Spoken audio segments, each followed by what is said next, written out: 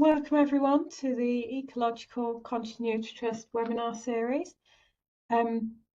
Just a little bit of housekeeping before we start. If you could keep yourselves on muted and your videos off during the seminar, it just helps with smooth running. If you have any questions that you want to pop in the chat during the seminar, please do so.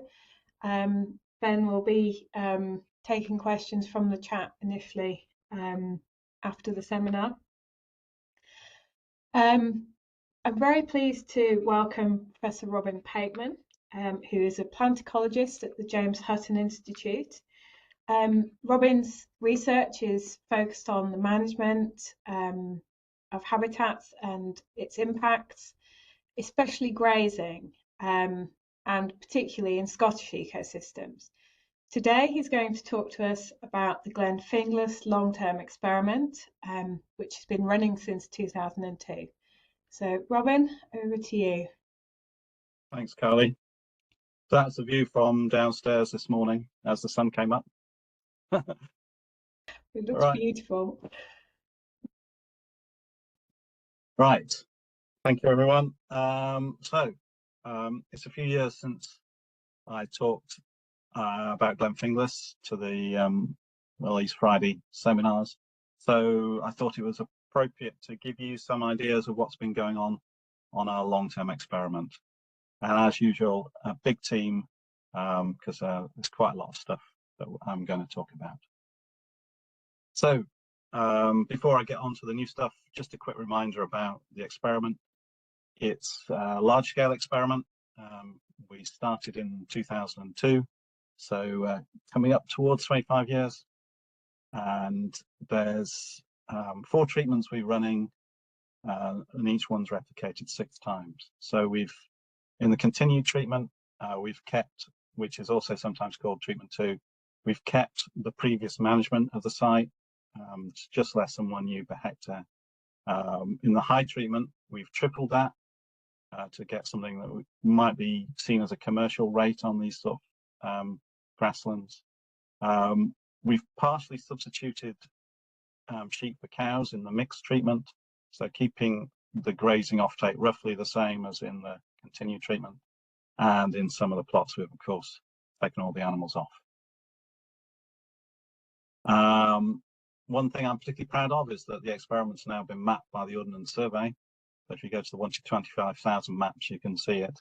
And this is a third of the experiment, so the ones lowest down the hill. As you can see, it's typical open landscape, some trees, because this used to be a rural hunting forest, but it's a real mix of different vegetation types, running from pretty unproductive to sort of moderate grazing on the bent fescue grasslands. So just a brief recap of the results.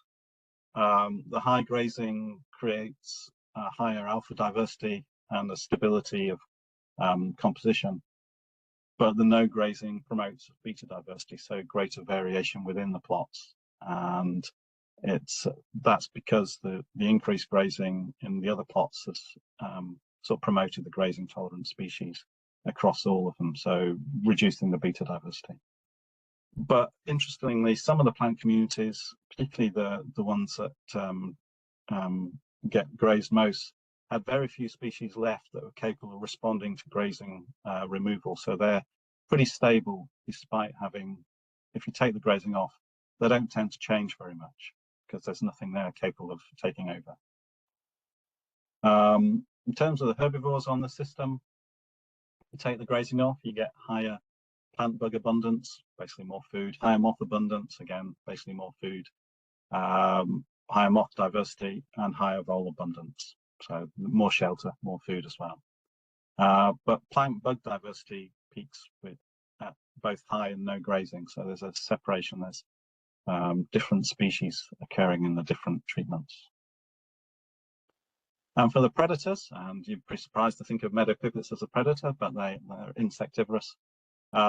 Their densities are higher on the high and mixed treatments, but there seems to be no difference in overall productivity.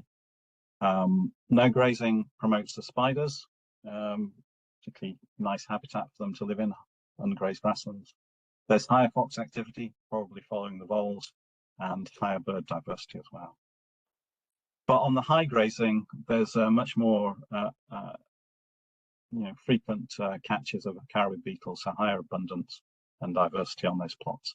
So quite a mixture of responses from the different groups. So no one treatment is good for everything. But we started to think more about what about the trees. Partly this is in response to the greater focus on upland planting and allowing woodlands to expand naturally, and partly because there's some quite interesting plot differences. So top left, a lot of the ungrazed plots look like this, quite tall vegetation. There are trees in there, but they're quite hard to spot. But one of the plots looks like is pictured at the bottom right, and it's pretty obvious that the trees are doing okay there and starting to feel almost like a woodland in places. So we had a couple of master's students this year doing some intensive work. So we have 25 sampling points across each plot fixed for vegetation recording, and they took a random selection of those, up to 10 per plot, and counted and measured all the juvenile trees within 7 meters of each point. And it gives you an estimate of tree density per treatment.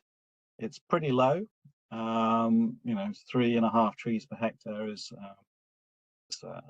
quite a low density by anyone's measure. Even in the ungrazed plots, it appears, quick conclusion from that is that the vegetation appears resistant to invasion. But interestingly, in terms of the overall number of trees, the ungrazed treatments weren't spectacularly different from the grazed treatments. In fact, they had very similar numbers to the continued sheep grazing treatment 2.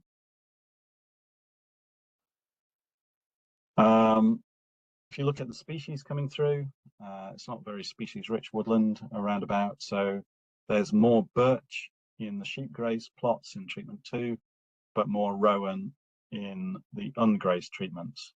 And there's no pattern really with the willow trees that are coming through. And you could argue that the bigger seeded rowan can cope with the taller vegetation in the ungrazed plots, but the birch might need a bit of disturbance to get going, and that's why it needs a bit of grazing. But that would need some more detailed work to work through.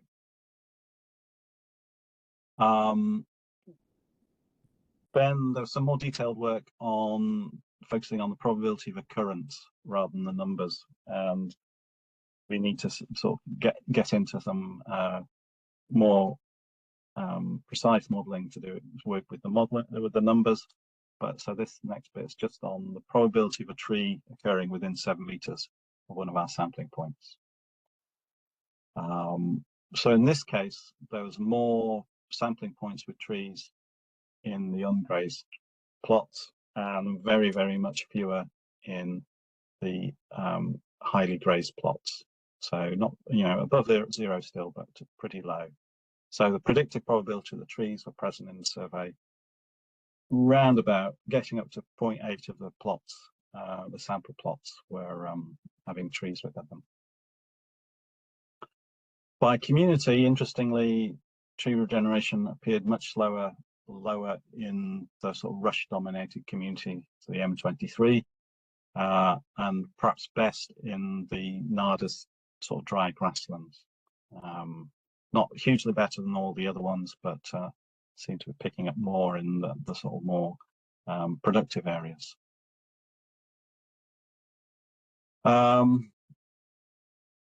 Interestingly, the species shows some different responses for rowan.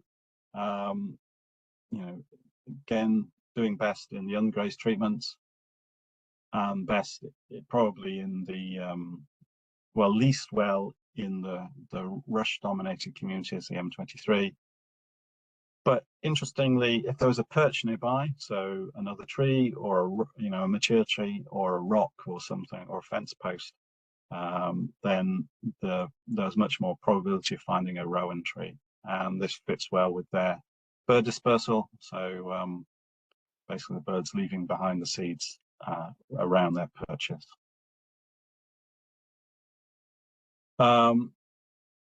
Rowan, there's no spatial aspect to the regeneration, suggesting the birds can fly quite a long way.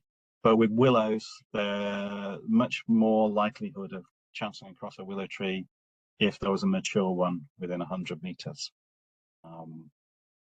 We haven't quite got the number of points to look at that in more detail, but that'd be interesting if we could do something much more spatial there. And for birch, there's more birch if, so on the right-hand graph, there's more birch if there's a birch tree, an established one already within 60 meters. But interestingly, there was more birch present if willow was already present.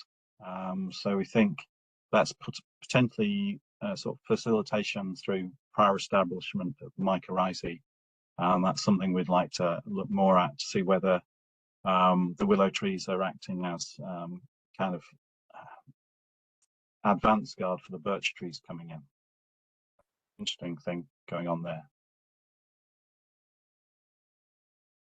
Of all the trees that were counted, 588 were sampled as part of the survey. So the greatest height occurred in the lowest ungrazed plot, and it's one where tree establishment has been going the longest. So mean sort of juvenile tree height there was over 2 meters and doing pretty well. But some of the other ones, mean tree height in the mixed grazing treatment in one of the higher blocks in block C, mean tree height down at 12 centimeters. That's partly going to be climate, because 200 meters difference in there and different levels of exposure, but also likely to be differences in grazing having an effect on tree growth. What was interesting, though, was that tree growth correlated well to vegetation height for all three species. And the potential explanations for this, because it could be facilitation. It's possible that taller vegetation is protecting the trees from browsing. It's definitely then not a competitive effect, so the taller vegetation would shade out any tree seedlings coming in and even prevent sort of the seeds actually establishing in the first place. So it seems to be some facilitative effects going on for each of these species. And that's kind of backed up by tree heights being taller in the taller vegetation. It supports that idea of facilitation. So in those sort of more open, heavily grazed communities, such as the Agrostis fescue U4 and the Nardus-dominated grasslands U5, that they're exposed to grazing because the associated species aren't very tall in the first place. You don't tend to find tall vegetation on these types of communities, even if they're ungrazed. So what's that tree survey revealed? Total tree density highest in the low sheep, the continued treatment, and in the ungrazed treatment, the non-treatment. But the probability of finding one near a survey point is highest in the ungrazed. So there's some different patterns going on in terms of aggregation there. It's pretty clear the tree species, the three we've got enough numbers to look at, behave quite differently. Rowan seems not to be dependent on dispersal distances. Their sort of bird flight is well within the scale of the plots we've got. Both the birch and willow seem to be very much concentrated around parent trees. And there appears to be a facilitative effect from the plant community, plants on colonization. So we have Your tree's doing better with this taller vegetation. That's what I've just said. But also the birch establishes better if the willow is already present, which is something we'd like to follow up. So why this sudden focus in trees 20 odd years into the experiment? There are some clear patterns, but regeneration has been pretty slow over the years. But there's a plan for a substantial deer cull across the landscape. So not just on the Glen Finglas estate, but also on surrounding estates and across the whole of the local deer management group. So we now have a good baseline to follow up the impacts of that deer cull. And it's possibly that winter deer browsing is the real key driver behind all this. The livestock during the summer when they're on the plots have a choice of things to eat and may not be doing huge amount of damage to the trees, but it's the winter deer browsing. Deer come down off the hill more and they're possibly the main driver. So we'll see what happens when the cull starts. There's been quite a lot going on the rest of the project, and so just a complete change of tack. Now we've had a look at how vegetation structure might be controlling the density of the pipits. So what we've done is we've combined remote sensing data, in this case normalized difference vegetation index, which is a measure basically of how green the vegetation is, and territory maps of the birds.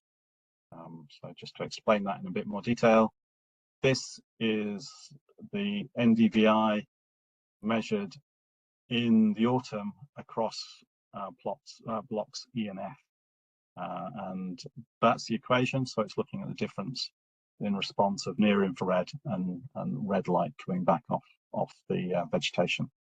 So that wiggly line down the right hand side is the track up the side of the plots, and if you have a strong imagination you can see some straight lines in various places that show differences between inside and outside different treatments.